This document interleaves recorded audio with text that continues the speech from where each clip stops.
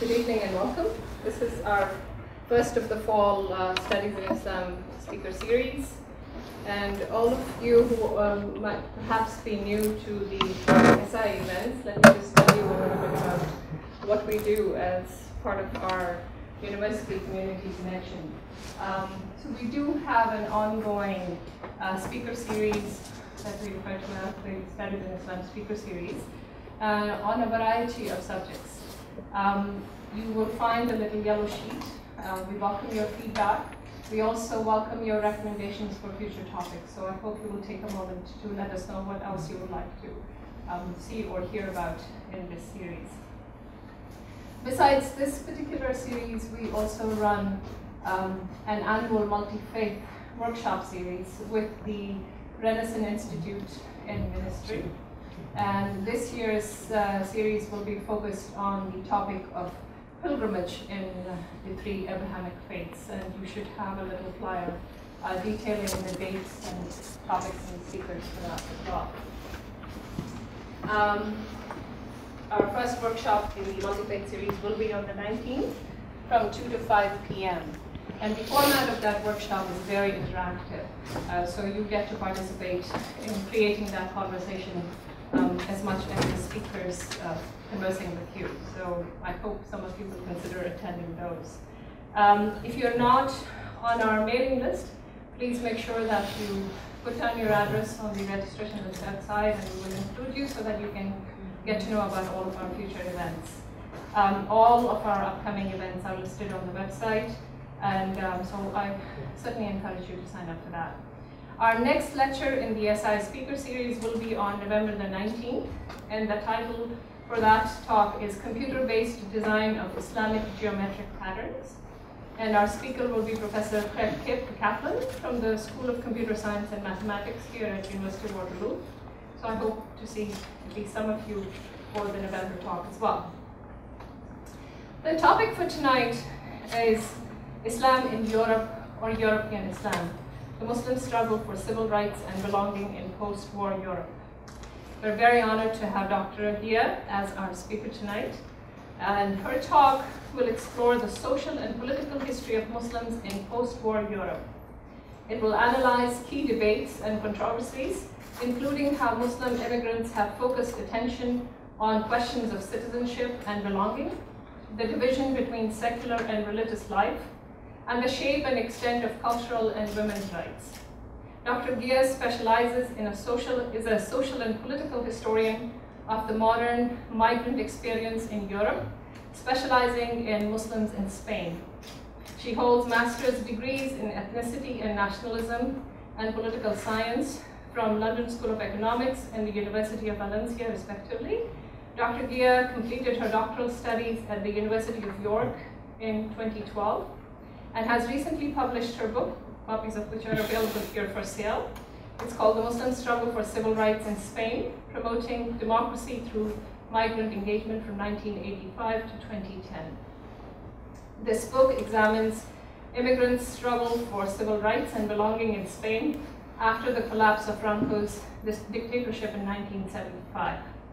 Her current research project explores religious pluralism and reasonable accommodation of minorities in post-war Southern Europe.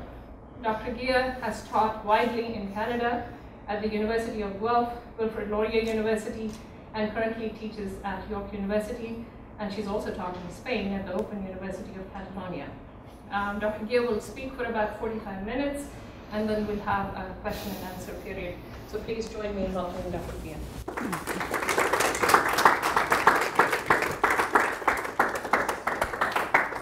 Thank you. That prompted me to get my kind of like timing right, so I don't speak too much.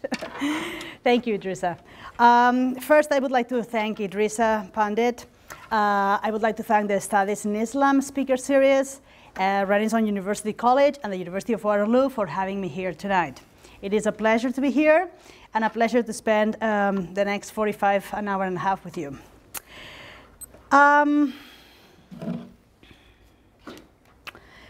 My title had kind of like secondary motives. I wanted to start with the first part and the second part of the title, Islam in Europe or European Islam, because I think they encompass two ways of looking at the same subject matter, but these are two very different ways of looking at it. On the first one, Islam in Europe, it suggests the idea that there is a clear distinction between Islam on the one hand and Europe on the other hand. So according to this perspective of looking at things, Islam is something foreign to Europe. Not only it's foreign, but also it's something recent, because the images that you see in this slide, which are obviously not recent images, they are not part of Europe per se. That's a kind of Europe that is a non-Europe. It's a Europe that is the other Europe that Christian Europe reacted against.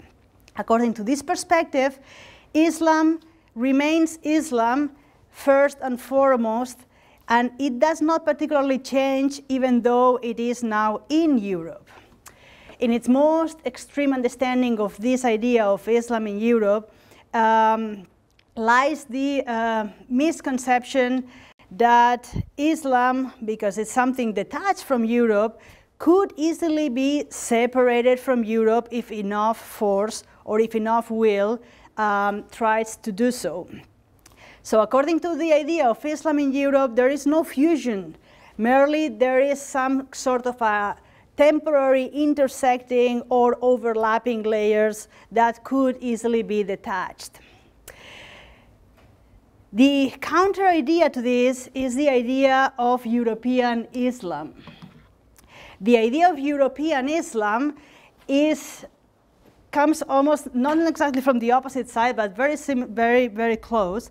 It's the idea that Islam belongs to Europe, and not only today. It has done so since the 1800s, since the first Umayyad conquest of Islamic Spain.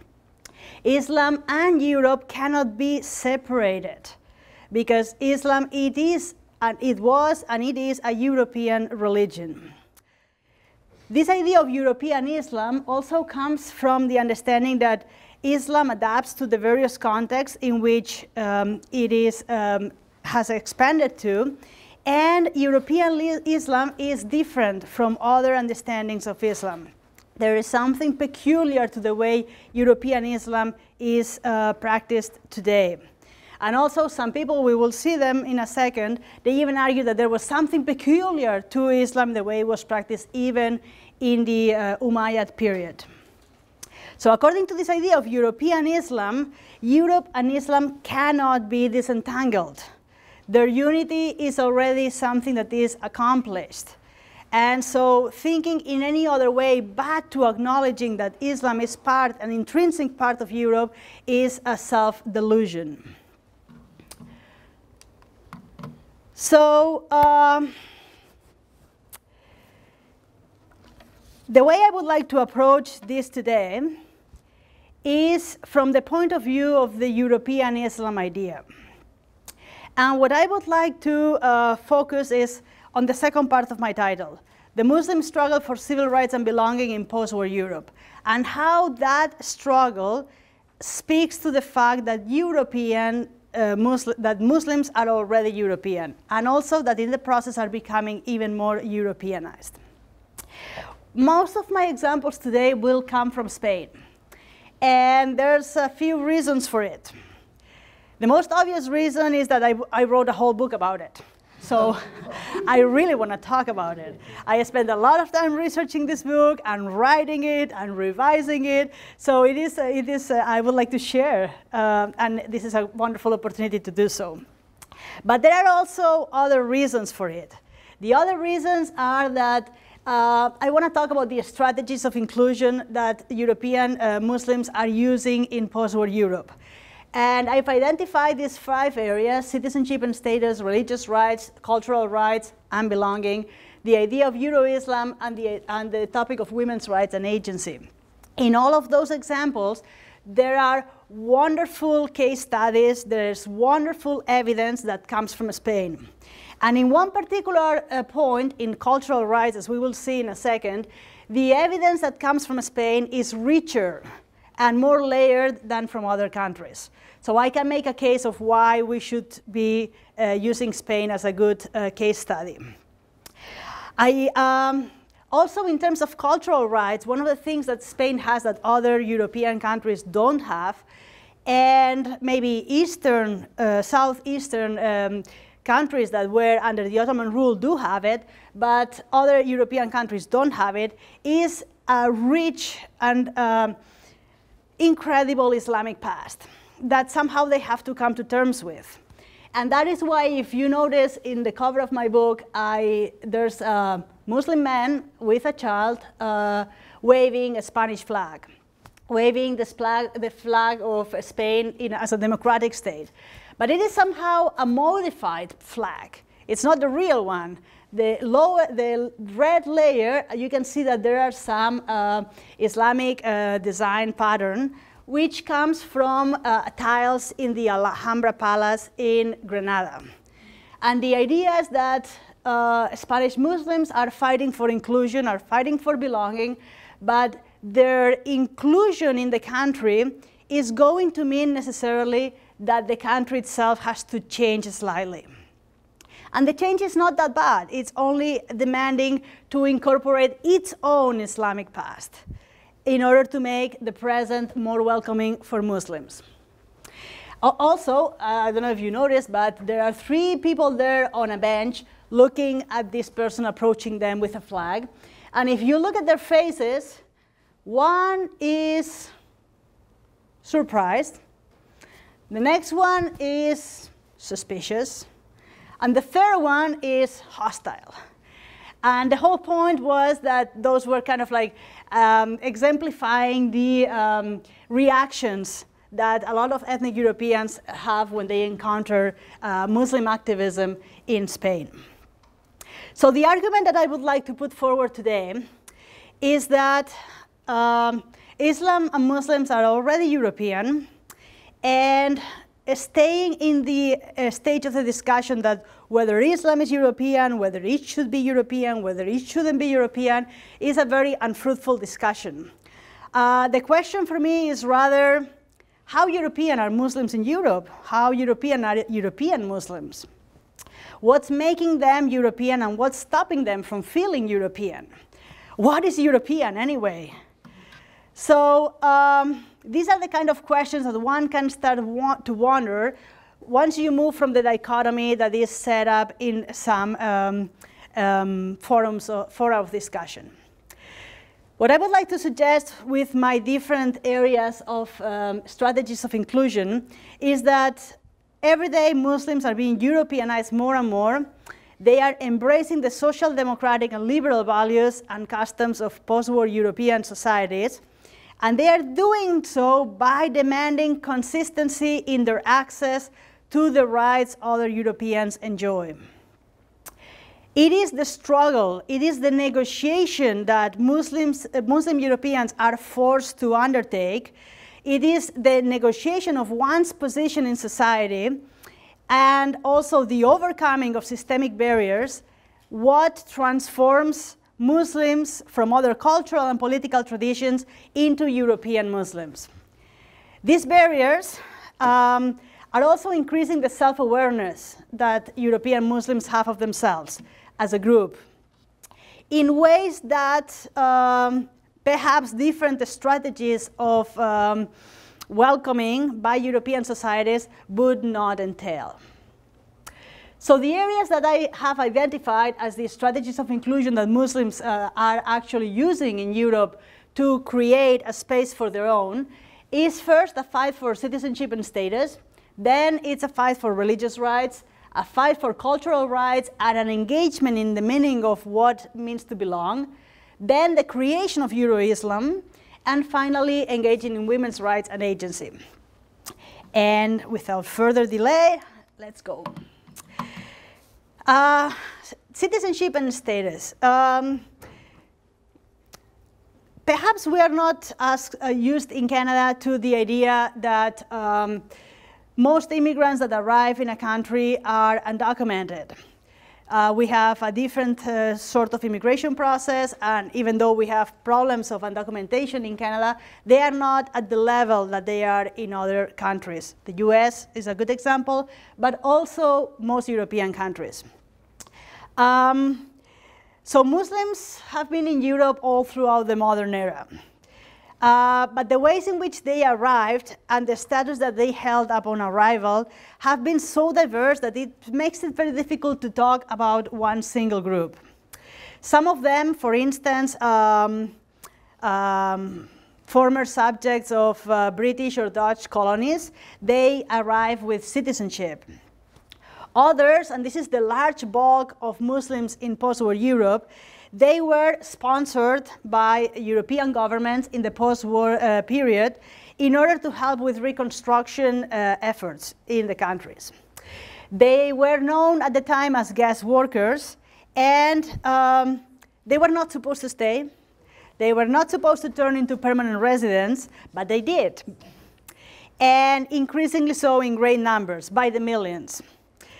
So eventually, their presence could not be denied. All the enticement that European countries were offering them to go back to their countries of origin weren't working, and they were granted permanent status. Their European-born children had sometimes, in some countries, easy access to citizenship, but in others, they did not. Everything kind of changed in 1973.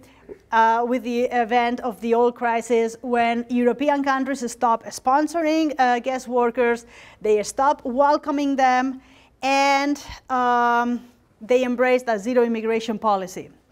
After that point, most immigrants and refugees lacked status to live and work in Europe.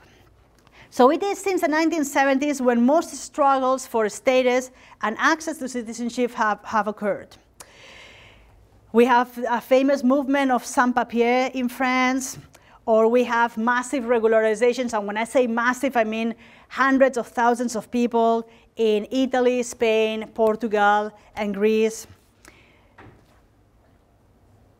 Most of the people in need of regularization were from Muslim majority countries. So why are Muslims particularly active in the struggles for citizenship and status? Well, one of the reasons is because they are particularly discriminated because of their religion and their cultural background in some European countries. And here I would like to show you an example of it. This is the 1985 immigration law in Spain.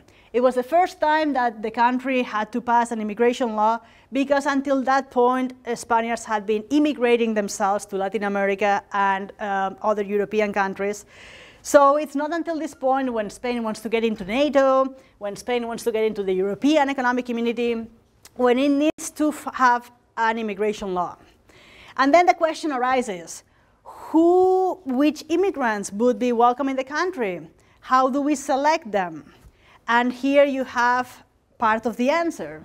And part of the answer was that the immigration law, quote, grants preferential treatment to Ibero-Americans, Portuguese, Filipinos, Andorrans, Equatorial Guineans, Sephardic Jews, and those from the city of Gibraltar.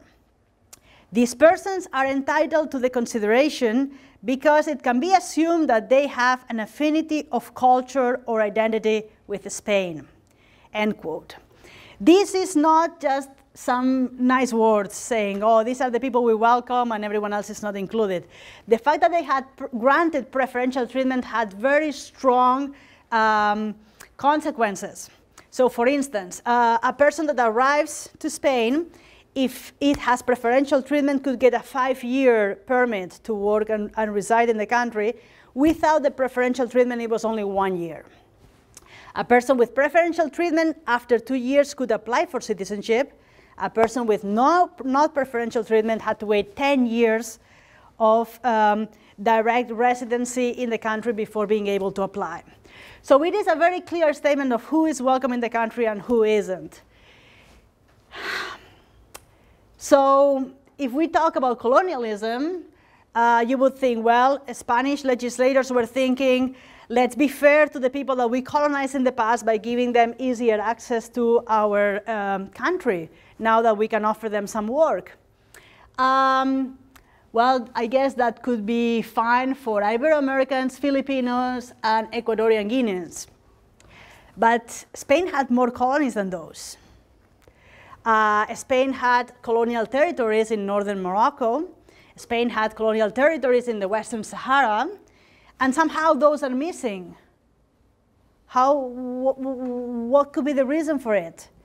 Well, it's not clearly yet. But when we kept looking and we looked at Sephardic Jews, that is like righting a historical wrong. Those were the Jews expelled from Spain in 1492. Those were the Spanish Jews that were expelled from Spain in an ethnic cleansing, we would call it today. And right now they are given preferential treatment, rightly so. But wait a second. They were not the only ones expelled. There were other people that were expelled as well, if my memory doesn't fail me. And those were all the Moriscos. Those were the Muslims that remained in Spain after the conquest of the last kingdom of Granada in 1492. People who were promised by the Catholic monarchs that they would be allowed to practice Islam in the country, and that promise somehow evaporated. They were forced to convert, and they lived under constant increasing persecution until in 1609, 1614, in those years, they were completely expelled from the country, forced to go to North Africa or to the Ottoman territories. So what happened with those? They are not here. So if you put one thing and the other together, the only exclusions in this preferential treatment are the people who have cultural and affinity of culture and identity with Spain as much as Filipinos do, or as much as Sephardic Jews do, but that they are Muslims. It's not just a religion. You could say, well, it's a matter of numbers. If you granted the same thing, there were way more Moriscos that were expelled than Sephardic Jews. There are a lot of people from Western Sahara or Northern Morocco that would be willing to go to Spain because they are already half of them there, right? So that's the thinking. It's not a question of numbers, because Ibero-Americans, people from Latin America, they were coming to Spain in greater numbers. So if it's not a question of numbers and it's not a question of consistency, it has to be because of religion. And Muslims themselves understood this. So the first activism against the immigration law were by immigrants in general, because the law as a law was not very good or welcoming, but also particularly Muslims in Spain were denouncing this, the inconsistency of this, the fact that this particular way of looking at them was already making their belonging in the country much more difficult. But it doesn't end there. There are difficulties in accessing to citizenship and also difficulties in practicing that citizenship once you've had access to it. But in the Spanish context, the problem is more that of an access of citizenship, at least for the longest time it was. Because first, you need to access the status, and then you eventually, after 10 years, you can access citizenship. Muslims in Spain have used a concept, a very interesting concept that has not been used in many other countries, which is the idea of arraigo, the idea of rootedness. And it's something that we in Canada also have somehow. When an immigrant is in the country and doesn't have documentation, but is working here, has a job, has rented a house, their kids are going to school, there is something the person used to be able to do, which was a compassionate and humanitarian application to remain in the country, on the grounds that the person was already contributing to the country anyway, and it would be a hardship for the person and the family and the surrounding Canadians around them to unplug that person and remove them to wherever they came from. The idea of arraigo is a little bit similar. It's the idea that when somebody has work, when somebody has family, their kids are going to school, when somebody has learned the languages and is integrated enough in a community, it would be inefficient, not just immoral, but at least in terms of inefficient for the whole society to lose that person and their creativity and their hard work. So the idea of arraigo started in the North African cities of Melilla, which are Spanish, and then from there it moved to the whole country, and it's still one of the contributions that Muslim activism has done to the way the country and the immigration laws are functioning. It's the only contribution so far in the sense that the laws have not changed. Immigrants from Muslim-dominated countries and from Islamic backgrounds, they are not considered to have any sort of cultural affinity with Spain yet. But in terms of the access and the practice of citizenship, it's not just that immigrants have to fight for their status and their access to citizenship. They also have to fight for the right to vote, much more than other people have to do in the country. And it's not, again, as before, it's not something that is directly intended against them, but it just happens in a kind of like convoluted way. The right to vote is important because when Muslims in Spain are trying to build mosques and they face opposition from their neighbors, and they go to the city hall and the public officials to apply for their help, they very seldom get it because a lot of Muslims in Spain do not have the right to vote because their access to citizenship is so difficult that most of them are not able to exercise political rights in that way. So a lot of people that support immigrants are saying, well, let's make sure that the most immigrants that have the right to vote, the better, so that we can create some dynamics and then eventually leads to social justice. Well, here again, being from a Muslim majority country is a handicap because you get three types of different categories depending on whether you have preferential treatment and the right to vote. How does that happen? Well, for instance, Colombians who are from Iberoamerica, they have preferential treatment and also they can vote in Spain because there are bilateral agreements between the Spanish government and the Colombian government so that Spanish citizens can vote in Colombia and Colombian citizens can vote in Spain. Great. You can have preferential treatment and not have the right to vote. Here you would find Filipinos, for instance. But then you could have non-preferential treatment and not have the right to vote. Well, the problem is that the bilateral agreements between Spain and these countries can only happen when these countries are democratic governments. And good luck if you want to go to Algeria and establish that kind of agreement, or good luck with Syria, or good luck with Egypt. So there's no agreement between Spain and any Islamic country that could give their citizens the right to vote in Spain. The only way that Muslims in Spain can participate and have political rights is to become Spanish, which is kind of difficult. And then regarding the practice of citizenship, we have a wonderful example in France where we had simultaneously both a struggle for status and a struggle for meaningful citizenship. In the 1980s, there were all these movements of the sans-papiers, people, undocumented people, who were facing deportation, violation of labor rights, misery because they couldn't rent places, they couldn't access legal employment, education, or health benefits. So you had a whole movement of people that were gathering, making hunger strikes, trying to secure status. At the same time, you had the 1983 March for Equality and Against Racism. That march was a different sort of activism because the people marching had full French citizenship. Citizenship was not the issue anymore for them. They were the children of guest workers. They had the rights, but they could not exercise them. They felt that there was racial discrimination against them. They felt that there was cultural and religious discrimination against them, and that's what they wanted to tackle. So we have access to citizenship difficulties, but also once you have the citizenship, there's a way of saying, well, Am I as equal a citizen as somebody else with a different background and religion? And that question in many European countries is still no.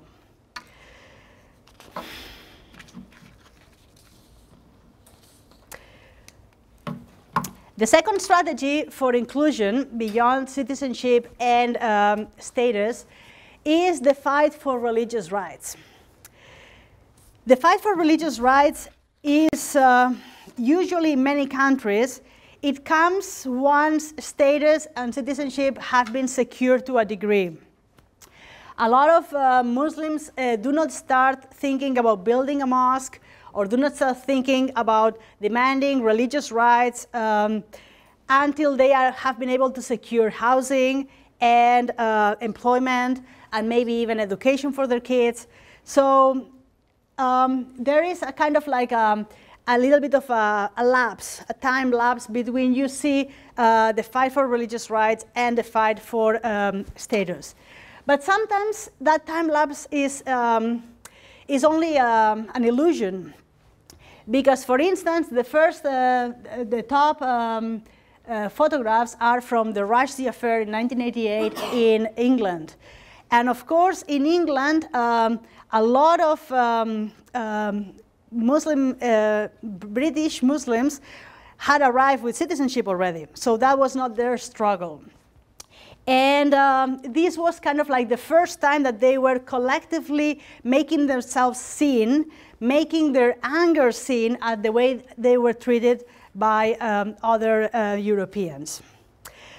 So the fight for religious rights involves the fight for mosques, for the ability to pray at the workplace, to celebrate Islamic holidays. And it has been there from the beginning, because one of the first mosques, the 1926 Great Mosque in Paris, was already a kind of like a gift by the French government to the 100,000 soldiers from the colonies that had helped the French during World War I. So it's not that the religious rights have not been fought from the beginning. But the reality is that most Europeans didn't include in the fact that there was a need to address the religious rights of Muslims until the two affairs, the Rushdie affair and the headscarf affair, became front news in 1988 and 1989. Without entering into much detail, because we can always do that later on, both events signaled to European societies that European Muslims demanded protection against blasphemy, that they wanted to question the way secular and religious spaces were defined, for instance, in France. In neither of these two battles, European Muslims have made much of a dent, in the sense that they have not been able to obtain consistent protection against blasphemy, for instance, neither in the UK nor in Denmark. So some of the protections that are offered to other European religions that are more established are not extended to Muslims. And the Danish 2005 cartoon controversy is a very clear example of this. And regarding headscarves and other ostentatious religious symbols, they are still prohibited in primary and secondary school in France, and on the streets of Belgium and France, for instance, full veiling is a crime today. There are some scholars, and this is kind of like an interesting point, Gorce Yurtekul for Germany and Ana Planet for Spain, that argue that there has been a shift in Muslim activism from socioeconomic and labor organizations, more in the 60s, 70s, and 80s, towards religious activism in the 90s and 2000s. There is plenty of evidence for this, and it has nothing to do with 9/11. It started way before, as we can see here, but 9/11 did trigger a little bit more of this idea that if before a person was Moroccan, then after that it was perceived as a Muslim.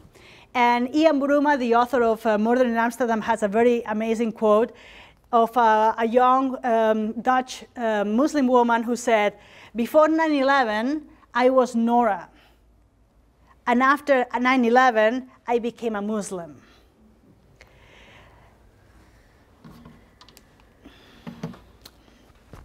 So besides the fight or the engagement with what freedom of speech means and how to protect European Muslims from attacks to the religion, that some of them are in the name of secularism, others are in the name of a right to insult, as if something was properly European value. And besides the right to wear religious symbols by European women, there's a third area of contention, of growing controversy. And this is the area of building mosques. Mosques, by definition, they signal permanence. They signal to everyone that cares to see that the community is settled enough, it's big enough, is strong enough and well organized to be able to pull the resources together and fund, get the permits, and see the mosque through, and then obviously once it's built, enjoy it. And most of the mosques in Europe have a cultural component as much as a religious component, and they act really as community hubs. So it signals permanence, but it also signals power. It signals that the communities are powerful enough to demand dignity for the religion. It also signals visibility. And that is why this mosque is in Berlin, that mosque is in Rome, and I don't have any picture here. I just have a picture of this demonstration which says, "Mosque No," and that's from Spain. In Spain, the whole issue of visibility of mosque is such that the only place where Muslim communities are being allowed to build mosques is in the industrial areas outside of town, on the outskirts of town where there's no public transportation to there, and where the other members of the town don't have to see the reality that Muslims are their neighbors, the reality that Muslims belong to Spain as much as they do. So it is about permanence, power, visibility, and belonging. It is a statement that we belong here. This is our place as well. There's this huge scholar of Islam, Jocelyn Cesare, that argues that in France, most of the anti-mosque arguments and controversies have lost vibrancy. And mosques are now part of the French landscape, and the creation of new mosques does not entail the same controversy that it had in the 80s and 90s. I hope she's right. I'm not entirely sure yet, because in Southern Europe, both Italy, Spain, Greece, and certainly in some of the old areas that were Ottoman-controlled, there is still a lot of belligerency against allowing mosques to be built. In fact, there's only 3 large European cities without a great mosque. Anyone wants to guess? Madrid? No, Madrid has a wonderful one. Paris has a huge one since 1926, and more to come. Barcelona. Someone said here that love Barcelona. I do. Barcelona does not have a great mosque, and not because they haven't tried. There's a whole section in the book say why Barcelona doesn't have a mosque. They've been trying since the 1960s. Hasn't happened yet. Athens doesn't have a mosque, and Ljubljana in Slovenia doesn't have a mosque, a great mosque. Sorry? Budapest does. So in the meantime, building a mosque requires a lot of fundraising. So you have to decide whether the funds are going to come from within, and usually they are not enough. So then you have to decide who are you going to ask the funds to. Are you going to allow the funds to come from uniquely or exclusively from Saudi Arabia, as the Madrid mosque, and then they get a say in who the imam and the line of the mosque is? Or are you going to wait, be patient, and get funding from different countries so that nobody has full control of your mosque, as it happened, for instance, in Granada. In Granada, it took 20 years before they could finish their mosque in the Albaicin, right next to the Alhambra, but it's because the community decided to be very picky about the funding they got. So you have to do the fundraising, you have to negotiate with neighbors and public officials. There's a lot of skills that are involved in building a mosque. And in the process of developing those skills, the Muslim community have been turned into active citizens. They cannot afford to take their citizenship for granted. Their citizenship has to be acted upon, has to be claimed, has to be fought for, has to be almost taken by the hand. And all in the name of enjoying equal rights and freedoms. They are not demanding any special treatment. They are just demanding what should be theirs, and it's not.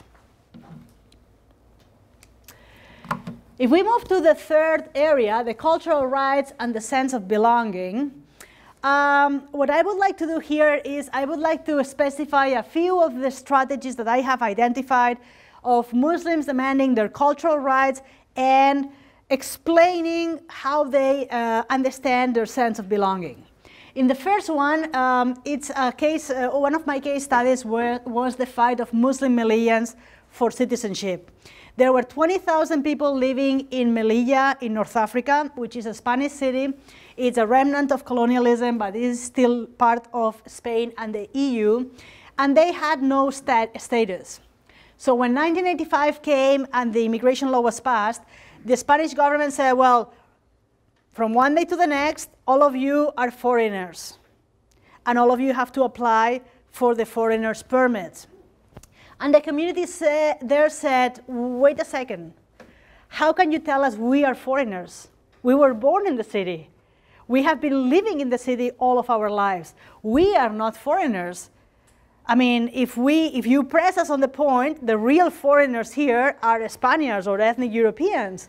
Because, I mean, you weren't here like, sure, since 1497, but I mean, this is North Africa. I mean, this is the area where our neighbors, we have more of a history here than you do.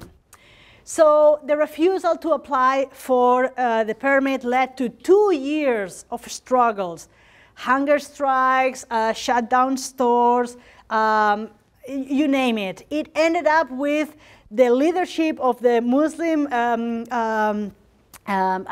collective imprisoned in Spain, accused of sedition, and accused of charged with 20 years in prison. Obviously, all the charges finally were disappeared once a political solution was found. And the solution was that, oh, we're sorry, you were right.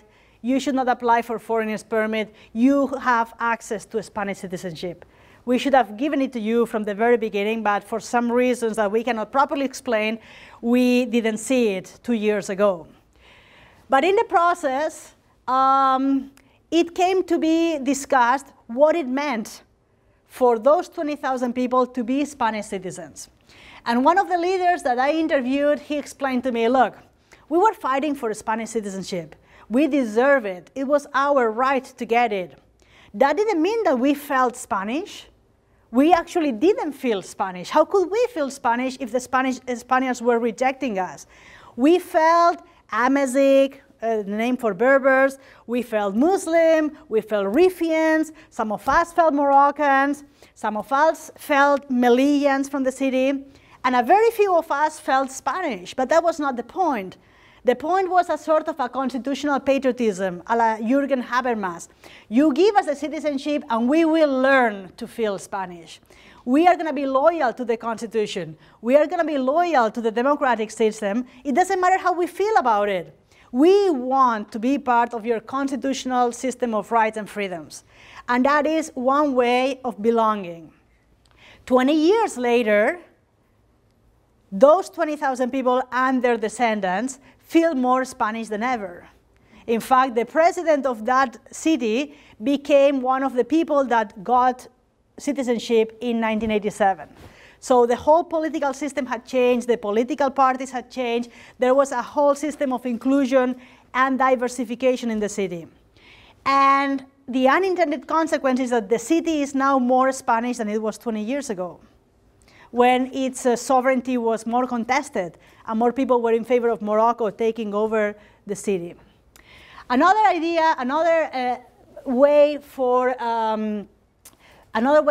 towards identity or belonging is the proposal of the converts to Islam. The converts to Islam are saying, we are Al-Andalus. It's not that we reclaim the Islamic past called Al-Andalus. We embody it. We are the physical representation of it. We are Spaniards that convert to Islam in the same way as the Visigothic populations in the 700s did when the Umayyads conquered the peninsula. Islam is Spanish from the get-go, and we are just reclaiming our own heritage. And other Spaniards that are unable to see us or see us as foreign are missing a great part of their own history and their own legacy. Then you have another strategy of belonging is, for instance, the one embodied by Najat al-Hashmi. She was born in Morocco. She immigrated to Catalonia when she was 8.5 years, and she became a writer. She has a book called I Am Catalan Too. And for her, who was schooled in Catalan, she became completely acculturated and completely assimilated. But there is a problem. And the problem is that, as you're going to see in a second, she looks very much like an Amazigh woman. And day in and day out, she is reminded that she does not belong. And the way that she's reminded that she does not belong is by other Catalan speakers to refuse to speak Catalan to her. By speaking Spanish to her, they are making her into a foreign element.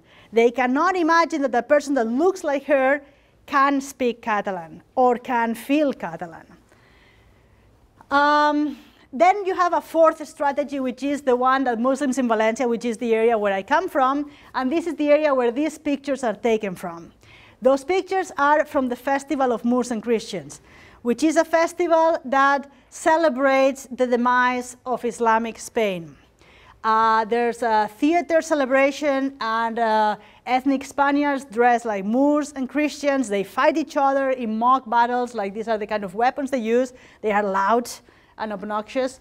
And eventually the Christians defeat the Moors and force them to convert, and then they all have a celebration of brotherhood. Not many Muslims participate in the festival, but surprisingly there's one that does.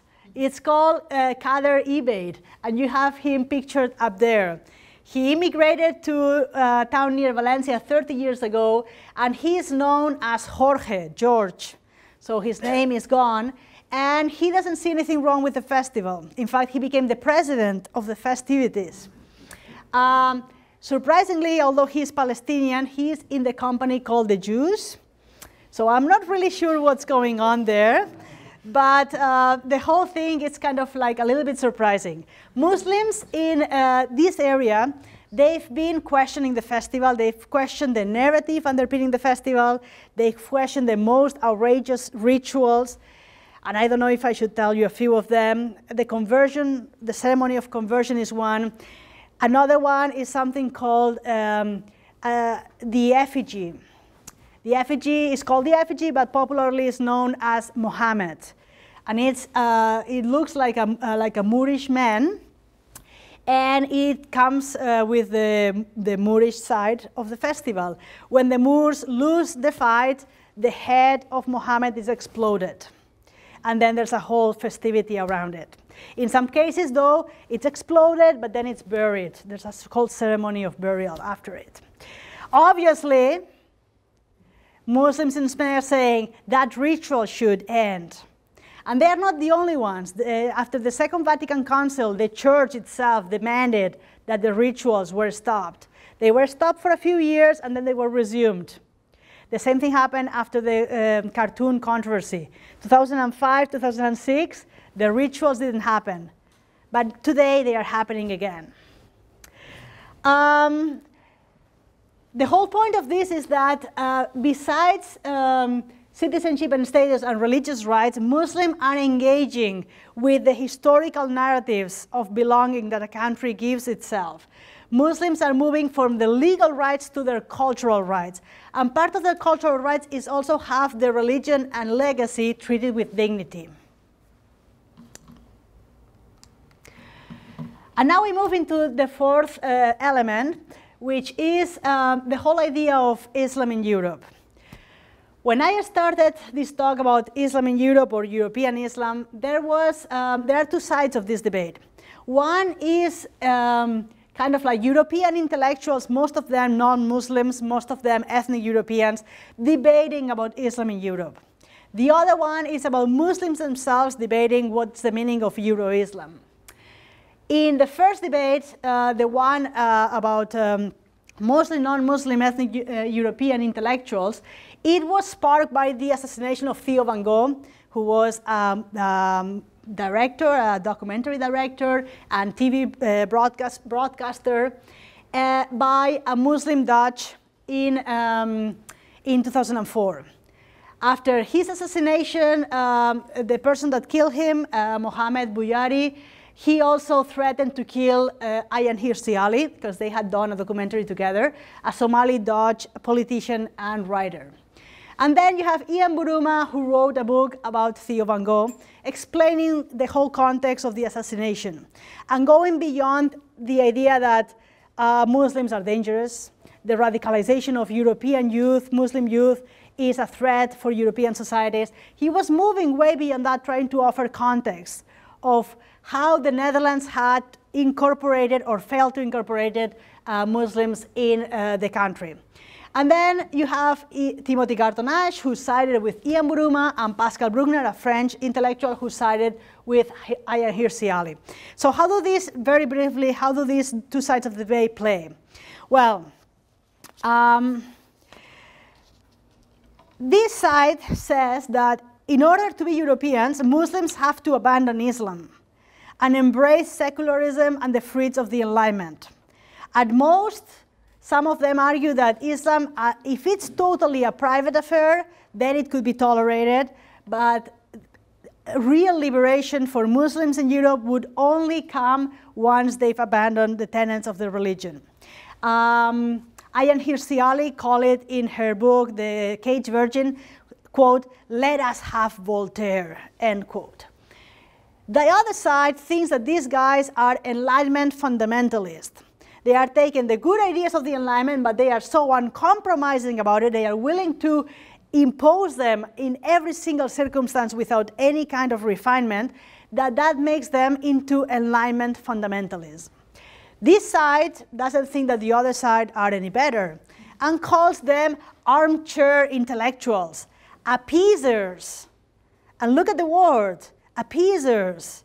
By calling them appeasers, they are equating them with Chamberlain and the Brits when they were appeasing Hitler in World War II, before World War II. So what they are telling them is that you are appeasing Islam in Europe. Islam is fundamentalism in Europe and cannot be appeased, can only be fought against. So they call them armchair intellectuals, appeasers, naive, unwilling to defend and protect and celebrate the values of Europe and protect the people that are the real heroes here. The real heroes here are Ayaan Hirsi Alis of the world, people that come from an Islamic background, and through a process of conversion, they came out the other way as atheists, an Enlightenment fundamentalist. The other side says, wait a second, if you require Muslims to abandon Islam to be Europeans, then they will not be Europeans. So what we need is we need to rethink our values. We need to find ways to accommodate the new religious demands of Muslims in Europe. This has a parallel kind of like counter way of defining Euro-Islam from within the Muslim community itself. These people are Tariq Ramadan on the left and Bassam TV on the right. Both of them are very well-known Muslim scholars in Europe. Bassam TV claims that he invented Euro-Islam, but Tariq Ramadan is probably the most well-known and accepted representative of it. They are quite different in the sense that Bassam TV would be kind of like, even though he is a practicing Muslim, he sides with the idea of Pascal Bruckner and others in the sense that he values secularism, he values the fruits of the Enlightenment, and he thinks that Islam have to be reformed in order to be fully Euro-Islam. He also thinks that Muslims have to abandon their proselytizing efforts, their missionary efforts in Europe, and they have to accept the privatization of the religion. Tariq Ramadan disagrees. For Tariq Ramadan, he says that what Muslims have to abandon is not their Islamic attachment and practices. They have to review their cultural practices, which can be left behind, and incorporate and embrace European cultures without giving the religion in the process.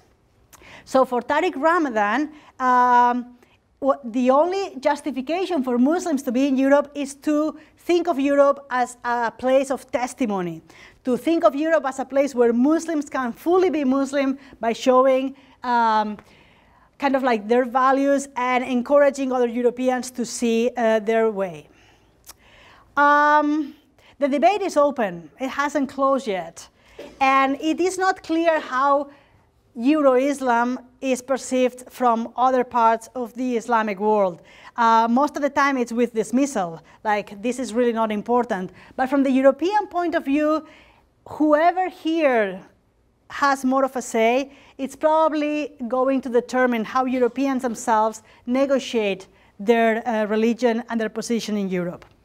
And my final point is that while scholars and intellectuals are trying to define and understand the meaning of Euro-Islam, European Muslims, in particular European Muslim women, are way ahead of them because they are doing it in practice. And here I would like to mention a few of the possibilities that they are using. You can see that women are going against a stereotype and accepted gender roles within their own communities, and they are participating in beauty pageant contests, or they are becoming teen boxing champions.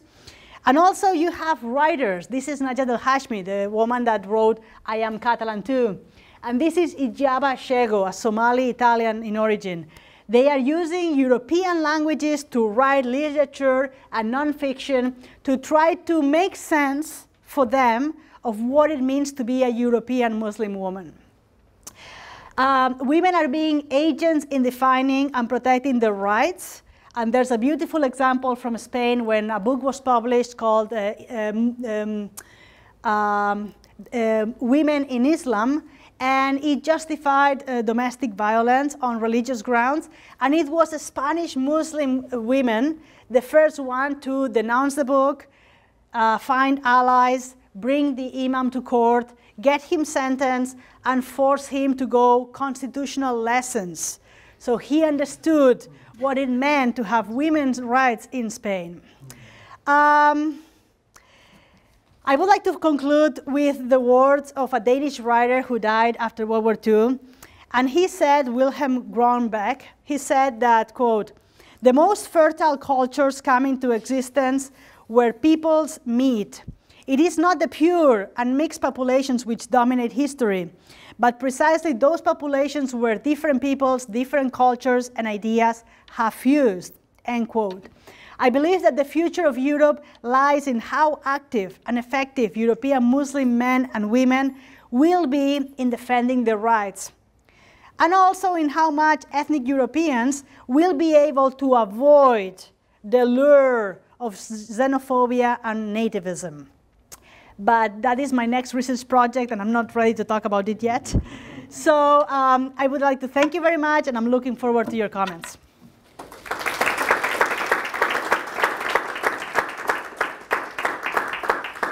Thank you, Aitana. Wonderful. Wouldn't you all like to have her as your professor? So why don't we take a 2-minute break, get some refreshments, come back to your seats, and then we will have question and answer.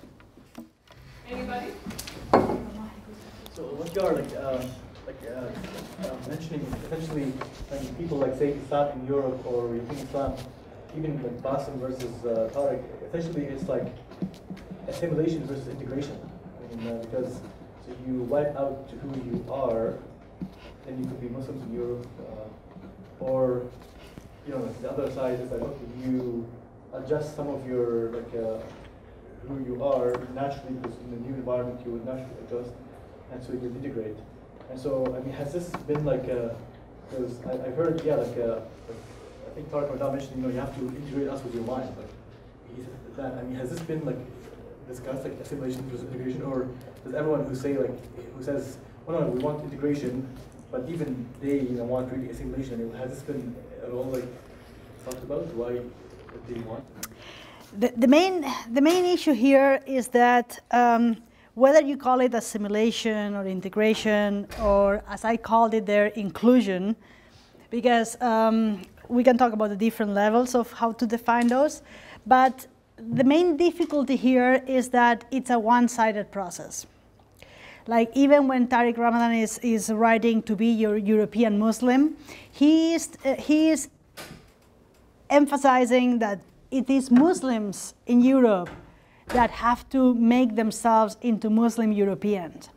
And he does mention that the society has to stop seeing them as newcomers, as new arrivals, as someone in need of that kind of relief that the people just recently arrived need. He's saying that, look, society has to acknowledge us as fully European, and in fact, he wants them to use all their European Muslims to be able to help new European Muslims understand what it means to be a European Muslim. So in that sense, he's putting a lot of emphasis on Muslims themselves. And I think that is, I understand why he does it, because that's his audience, that's who he is speaking to. And I understand that if he were to say to the Swiss compatriots, even though now he lives in Britain, he's from Switzerland, if he were to talk to them, they wouldn't listen to him. They wouldn't think that he has the legitimacy to tell Europeans the way they should be. That's why there are these two kind of similar parallel debates, but they are not really very well integrated. Because people like Pascal Bruckner and other intellectuals, they almost only hear themselves, or only hear other people that they acknowledge as European, that they have something to say about where Europe comes from, what's it about, and the future of Europe.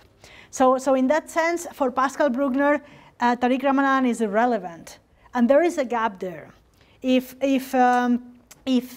Europe has to have some sort of cohesion, then both Muslims have to be European Muslims, probably more in the Tariq Ramadan way, but other Europeans have to fully acknowledge them as Europeans without demanding that they abandon the religion. In that sense, what Tariq Ramadan is arguing is that it's a sort of an assimilation, but I would call it more, he's asking for acculturation. He's asking for Muslims to learn European languages, for Muslims to learn European cultures without stopping their religion practice and their religious rights. Integration. Well, the thing with assimilation, it involves that you accept the ways of the land and you become part of that. Najat al-Hashmi would be an example of assimilation. She's not a practicing Muslim. She thinks in Catalan. She is Catalan. She wants Catalan independence even. I mean, she is as assimilated as it gets. Integration and inclusion are sorts of different degrees of it. When you integrate, there's not the demand that you fully assimilate. There's not a demand that you fully acculturate. It's that you integrate at some level. So for instance, Muslim Malians, when they became citizens, they didn't stop their religion, they didn't stop speaking multiple languages, they didn't stop identifying with multiple identities, but they were integrated. They were legally integrated, and they were integrated in a socioeconomic level. So in that sense, it is that's kind of like a difference. I usually use inclusion because to include something, you almost have to make a whole. Like you have to change the environment in order for something to be included. So you are not integrating into something that is not moving. You are including something that is transforming itself at the same time. Thank you so much. Wonderful talk. I wonder, Ayaan Hasri Ali, who's a woman, and she seems to be embraced by Europe. Is it because she is a convert from Islam to I don't know what? That's one.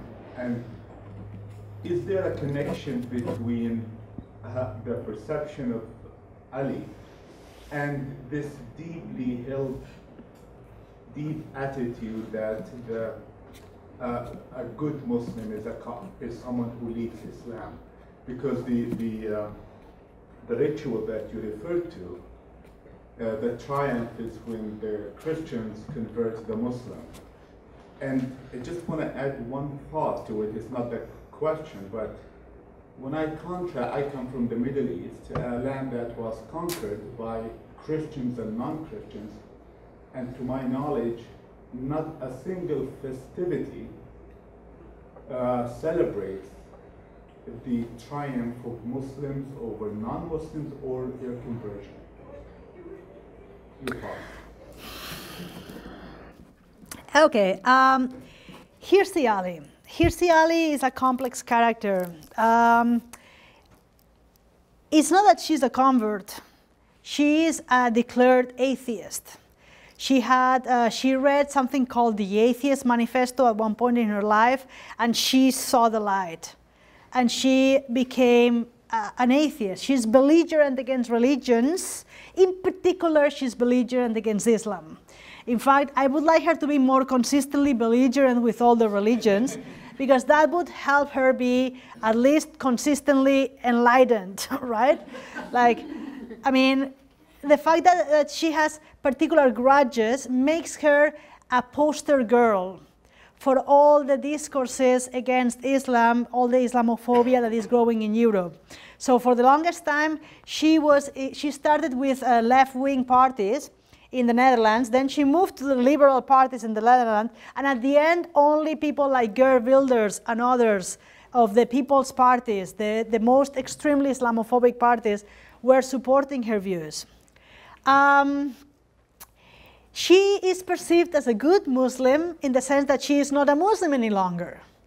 So certainly for Pascal Bruckner, for many intellectuals in Europe, for many people who fought against the religious intrusion in their lives. So for instance, in Spain, you know that there was a dictatorship that was very heavily Catholic. So you have the whole generation of my parents that they fought against that dictatorship. For them, Catholicism was not a choice, was an imposition. And if you deviated from the Catholic dogma, then you were severely punished. So for those people that when the transition to democracy happened, and they think of themselves as freedom fighters, they were caving spaces of freedom from the church. They were secularizing the country after a period they consider of obscurantism and totalitarian imposition of religion. So for those people, it doesn't matter if it's a church or a mosque. They equate religion with intolerance. They equate religion with totalitarianism. So for those people, they oppose mosques as well, because they think that any religion, any extra help of religion is a move towards backward. It's a backward move. So the future is secular, the past is religious. In that sense, they embrace Hirsi Ali, they embrace everybody that has abandoned their religion, Catholic or Muslim. As for your last comment about the festivals, these festivals are bizarre. They are not only bizarre, they are anachronistic. They seem to be taken out of the kind of like the best dream of Samuel Huntington when he was envisioning the clash of civilizations. I mean, they really embody that idea. It's not just that you celebrate the demise of Muslims, you force them to convert, and it's a humiliating ritual. The Muslim captain gives the weapon, the turban, and all of kind of like the symbols of power, puts them down in front of the Virgin or the patron saint and converts. And obviously the other one of the Muhammad head is even more obnoxious. But I mean, the question is not that those rituals existed in the past. The question is, why are they still being celebrated? Like, the country has had 40 years of religious pluralism. It's a democracy. It's supposed to embrace pluralism, and the people that celebrate this festival don't see a conflict with that. People, they would tell you, it's just a party. We just like to dress up. And then Muslim groups were saying, well, if you just like to dress up, why don't we do some culinary battles?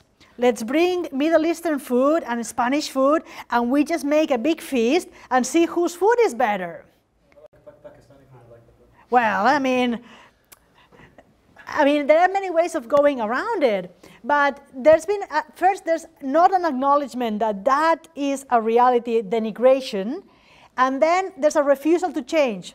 This is a tradition. Our forefathers were doing it. Why should we change it? Because people from outside are coming to tell us to change it.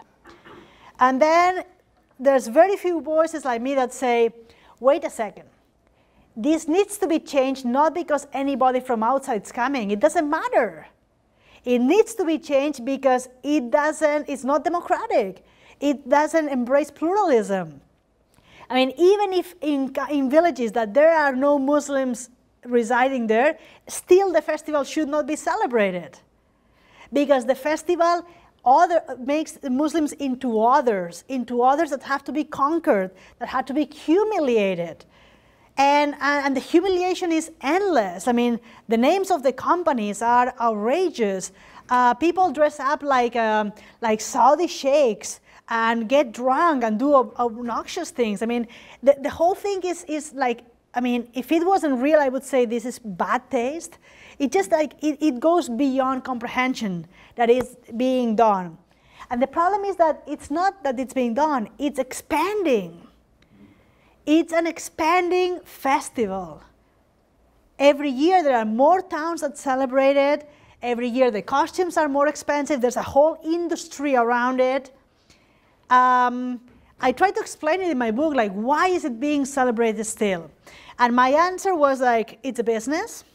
It gets a lot of tourism. It has an element of cohesion for the communities. The communities are proud of it, and as long as the others or foreign people lobbying against the festival are not strong enough, it serves the purpose of community cohesion. And also, it's becoming an identity issue. People, in particular in Valencia, they are proud of the festival. They think the festival goes back to celebrating their Christian roots. And in some cases, even their Catalan Christian roots, so that left-wing nationalists have also embraced the festival because it's a celebration of their Catalanness. I don't want to get into regional nationalism, but in order to explain the reasons, there's a confluence of reasons that explain why the festival is so, there's been very, very little criticism of it. When did it start? It started, well, the first time the festival, the record is 1600s, but not in the way we see it today. The way we see it today, it's a modern festival. It's kind of like the invention of tradition that Eric Hobsbawm talks about. It's a mid-18th century all the way to now. Yeah. I just wanted to comment on Israeli being very anti-religion, yet in her book she has a proposal that every Muslim should be converted to Christianity in the name of enlightenment. So I find it quite puzzling. Anyways. Go ahead, Simon. Oh, okay. Two questions. In asking that every Muslim put aside Islam in order to be properly European, is this partly the push to every person put aside whatever religious affiliation you may have in order to be properly real or modern or postmodern or legitimate, or you choose an adjective. I wonder. Okay. Ethnic Europeans themselves are completely unclear what Europe is about. You have some French intellectuals that say, well, Europe means secularism, period. So it's not just Islam. Everybody should stop the religious affiliation. Religion is backwardness, religion is obscurantism, religion is opposed to science, blah, blah, blah, blah, blah, so it goes. So at least Pascal Bruckner is consistent. No religion whatsoever. But then Pascal Bruckner doesn't represent France. In France, there is a growing lobby of Catholic, active Catholic people that are trying, for instance, to stop gay marriage. In Spain, the Catholic voice is really strong. So, in fact, it's so strong that the voices in favor of increased secularism in the country are not succeeding. There was a law of religious freedom of 1980 that said that Spain was neutral, but that the state had to give assistance to all the religions that were rooted in the country. That's why in Spain, Islam has an agreement with the state that allows the practice of Islam, and the state has an obligation to guarantee that practice. Obviously, they are not fulfilling that obligation, but there is an obligation for the state to help. Some people in Spain wanted to get rid of that. The state should not have any religions. The state should be neutral, no religious involvement whatsoever. And they are not making ahead because most Spaniards don't want that. So ethnic Europeans are not secular. That is a myth. Ethnic Europeans are as divided about what to do with religion as they've been in the last 200 years, and there is an unclear balance and negotiation between public and secular, between the religious and secular spaces. It's an interplay, it's a renegotiation, it's being done every day. There's no consensus, and it has not reached an agreement. The balance of forces move in one direction or in another. And in that mix, in that negotiation is where Muslim immigrants come in. And obviously they are tilting the side in favor of more religious spaces and more religious involvement because of their numbers and because of their demands. So obviously people that are in favor of secularism are particularly resenting them because they see them as another religious encroachment in spaces that they had already liberated. Sorry, a question here. From my understanding is when the Napoleon Code came in 1920 with regard to secularism, this was only to hit government establishments. It did not hit the French houses. And this is what we are missing in Europe. They're out under secularism system, but when they're back home are Christian, whether they are Catholic, whether they are Lutheran, like in Germany and Sweden and Norway, and when it comes to Greece, when it is the Orthodox. So the domination of the religion is there, Christianity is there.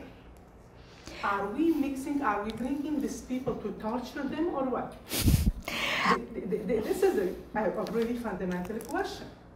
Are we asking, are we welcoming? Yes, we are welcoming people, but there is a differentiation. When immigrants, I lived in Paris for many years when I did my university. There are secluded areas for Algerian, Moroccan, whatever, North African. They live in those HLM, which is equal to Ontario housing. They live in a very, very miserable situations. There was nothing done for these people to get them out from where they are. And now I see it similar here in Canada after 30 years. I see little pockets in those low-income areas that is dominated with people from the Middle East or, from those countries. So we're repeating the same thing, but we're talking about multiculturalism that does not exist. So what is the role here to get these human beings who are suffering to be free? I am a Catholic. I'm not saying that, and I did my studies, Arabic and Islamic studies, and I found it just the contradiction. I am lost as many as newcomers to those countries. Like, where do I fit? Do I have space for me? I could be a hard-working person. I could be an achiever person. But who I am and why we are focusing on it's just a global thing, as we still have the holidays is Christmas, the holidays is Easter. You know, those things do matter. Are we doing anything in Europe to make it easier? Because they are welcoming these people. I don't think I can answer to everything you've mentioned, but the 1905 law in France that separated state and religion, it is about the state. It's about freeing the state from religious interference. It certainly allows people to be religious in their private sphere and allow them to be religious in their churches and community centers, and even them to have private schools that are religious as long as there's no state funding or as long as they don't have an influence on the state. That said, that idea of laïcité, that separation, is very French. In Greece, you don't have that. You have a state religion. In Denmark, you still have a state religion. In Spain, that idea has never existed. So it is a problem to equate Europe with France. France is almost exceptional in this regard with the rest of Europe. Consistency. That's the only thing that can save some of these European countries. Like the consistency that if you treat one religion one way, you should be able to allow the other religions to be treated the same way. Because otherwise it creates a kind of like an unfairness that is not justified in a democratic liberal setting. There's no justification why the Spanish state should collect taxes for the Spanish church and allow them not to pay taxes of all their property tax all over the country, which is a lot of money, when the other religions don't get the same treatment. So in that sense, I think a way out of this kind of mistreatment of religion is to be consistent. That runs into a problem. That runs into the problem that a lot of politicians are saying, wait a second, we don't want any religion, but we cannot touch the crucifix from the parliament. Or we don't want any religion, but the public holidays should still remain the ones that we've always used. Not because they are Christian, but because now they are cultural Christian religions, holidays, right?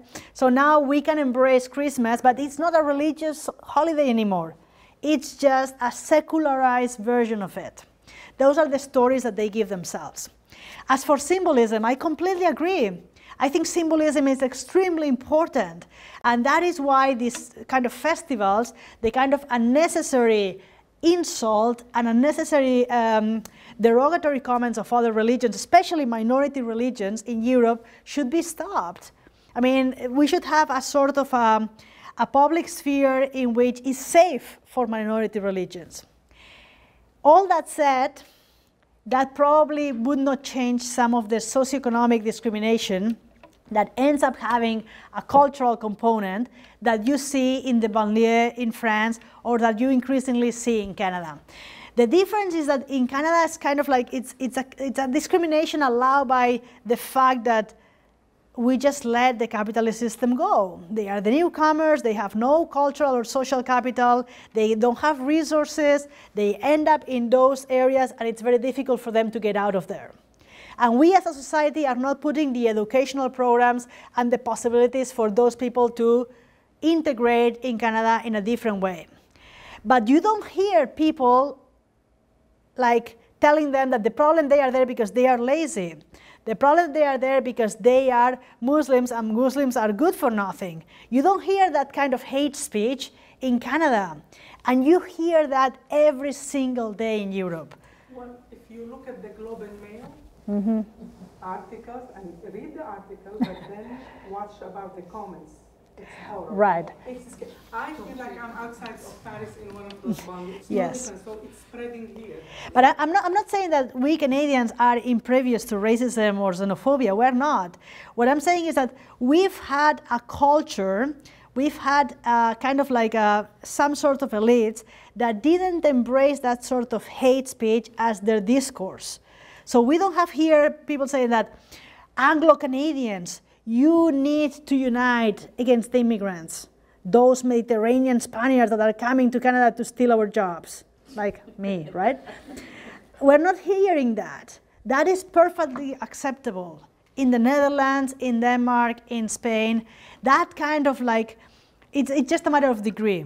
I'm not trying to minimize what's happening in Canada, but I do think that it is way serious in Europe. I'm saying is like 10 years ago, you see sympathizing with the immigrants, sympathizing with newcomers, coming up with ideas in those comments. Now it's the haters' comments. You should blame Harper or Ford, not me. Professor Bryan, did you have a question?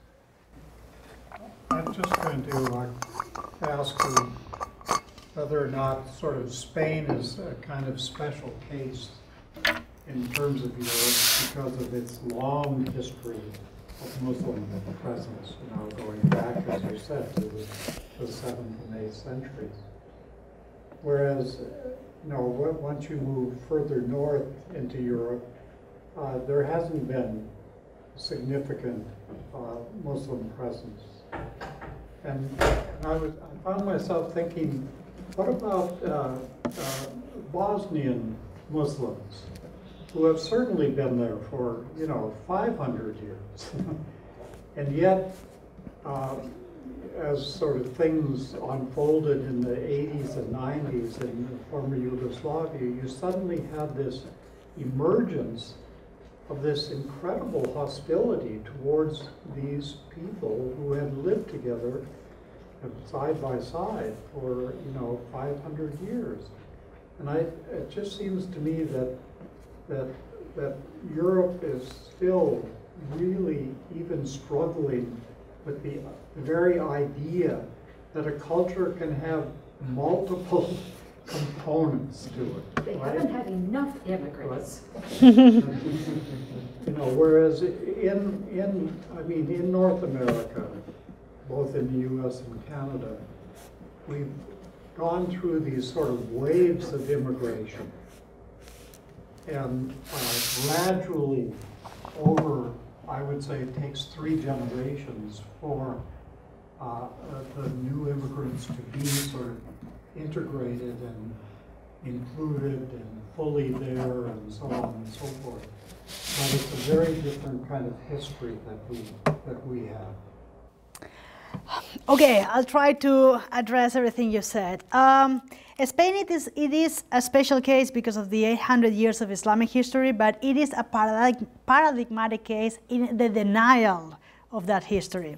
In the denial that Islam has nothing to do with real Spain, which was Christian, Castilian, or Catalan, and that's kind of like an 800 years parenthesis that is not incorporated into the national ethos, to say it that way. The issue of Bosnia and the Balkan histories, it's an issue that, okay, in Spain, all the Moriscos were expelled. So in Spain, the ethnic cleansing was fully done. Like at the end, you only had ethnic Spaniards remained. So in the Balkans, when the Ottomans kind of conquered the area and then were there for 600 years, you had a lot of people with the right ethnicity that happened to convert to Islam. So once the Ottomans were gone, and you have all this resurgence of nationalism, Serbian, Croatian, what do you do with the Bosnian Muslims? They have the right ethnicity, but they made the wrong choice. So they were perceived to be traitors to the nation. I mean, they were representatives of the Turkness. They sided with the enemy.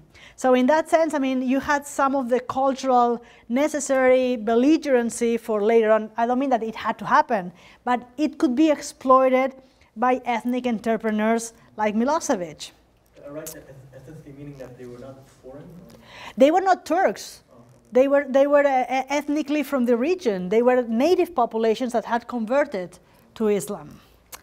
I agree with you. A first-rate society is one that is comfortable with complexity. It's one that is comfortable with having multiple components, with renegotiating the balance all the time, because having multiple components requires constant negotiation. It doesn't have certainties. There's not one single truth. That's what, for instance, Rosa Maria Menocal calls Islamic Spain, a first-rate society, because it had people like Averroes, like Ibn Rushd, that was able to think that there's two ways towards the divinity. One that is rational, one that is in the scripture, and seeing no contradictions. This is what God has wanted me to do. So he was able, and the society, to embrace two things that could contradict each other at the same time and find ways around it, find a space for exploration. I wish you were right about the 3 generations, but it's not automatic. The people that were rioting in France in 2005, those were third-generation Algerians, third-generation Tunisians, third-generation Sub-Saharan Africans. Those were the children of the people that failed during the 1983 March for Equality and Against Racism. Those were the grandchildren of the guest workers. So you already have 3-generation Muslim Europeans in France, in Germany. And it hasn't happened because it's not just the time. They are ready. They are totally ready. It hasn't happened because the rest of the society is not ready for them. I want to thank everybody because I'm conscious of time. We're 10 minutes past 8 o'clock. I would like to conclude it here and thank Dr. Guia for a wonderful, passionate talk. So please join me in thanking her.